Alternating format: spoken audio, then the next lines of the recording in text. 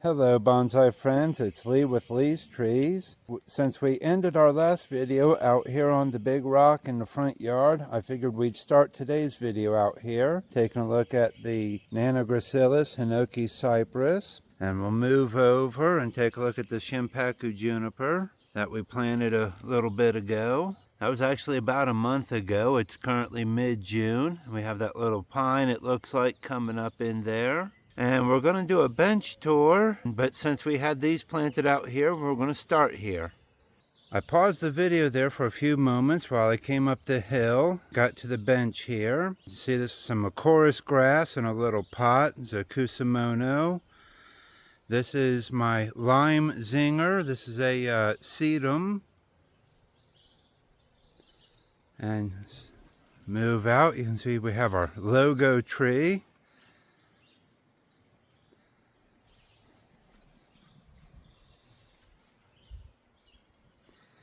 And next to that, we have the Ponderosa pine.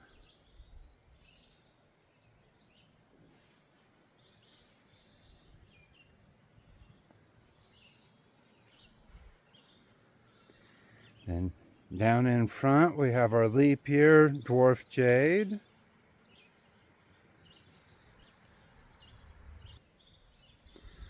And right behind it, our Seka hinoki that we just worked on a couple weeks ago, or last week. We have our Japanese white pine here in the front. Our Japanese black pine in the back.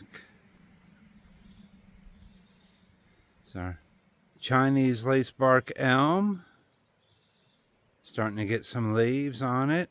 It had a tough little transition. Just behind that, we have our semi-formal Shimpaku juniper in a pot by Elizabeth Crittenden. We have this tiny little juniper in the front. The Procumbens nana there. That's our second tree.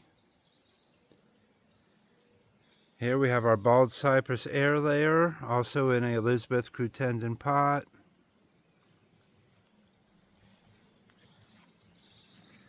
And here we have our semi-cascade Procumbens juniper.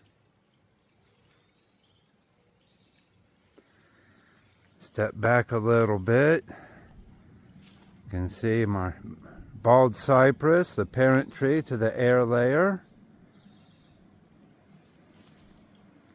And that's a pot by Rob Wallace. We have our green cushion hinoki cypress and our cinder block, our urban decay planting. Next to that, we have our Japanese black pine, our rooted cutting. And we also have our tripod with the variegated. Those are sitting in a little tray with some rocks and water to keep them hydrated. Next is my ficus.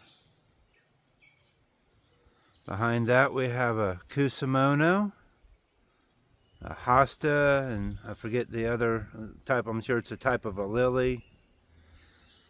Of course, we have our large dwarf jade in the front. In the back, we have those three other dwarf jades that we did a little video on. We have our Thuil hinoki. And this other dwarf jade here. Next to it, our mixed jade forest, or mixed jade planting. We have our three dwarf jades planted together, the Wayward Sisters. Behind that we have the what's supposed to be a Frankie corkbark jade, and then this other little cutting here.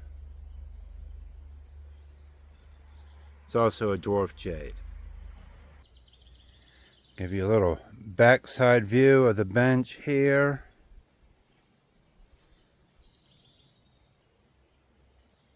And the logo tree, the ponderosa pine,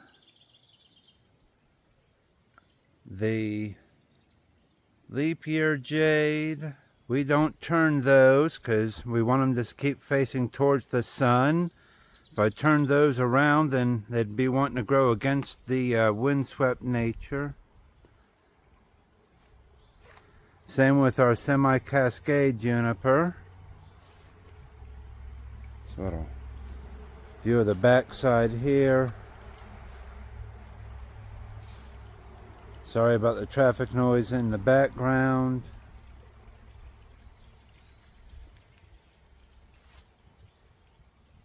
Down here we have our Chinzan azalea and all our rooted cuttings of various jades. We have our rainbow jades, manis, variegateds. We have some Frankie corkbarks, lilliputs. Then these are all cuttings from my large jade at different times.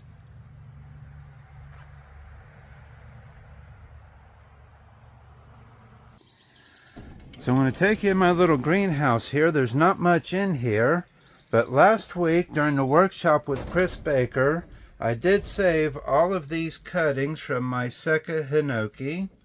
I kept them in a little cup of water, brought them home, put some rooting powder on them, and put them in this pot with some soil. I've been keeping them misted every single day, twice a day, so they don't dry out. And hopefully we'll get some of them to take root. And the last thing that I have to show you is this.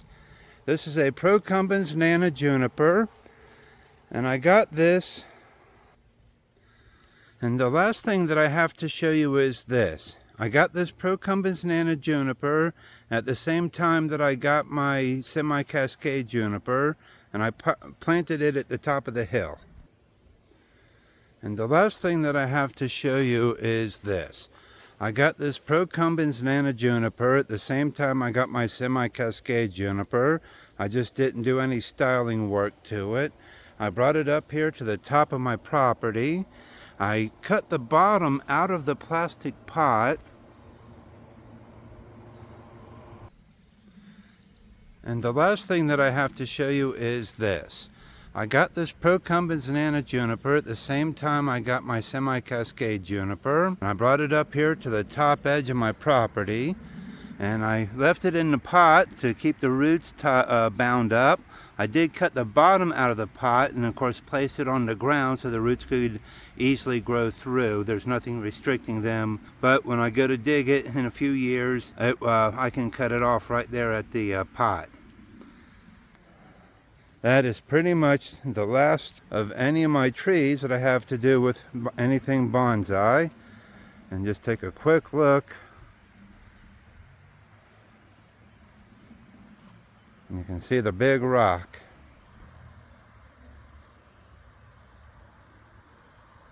All the way down there.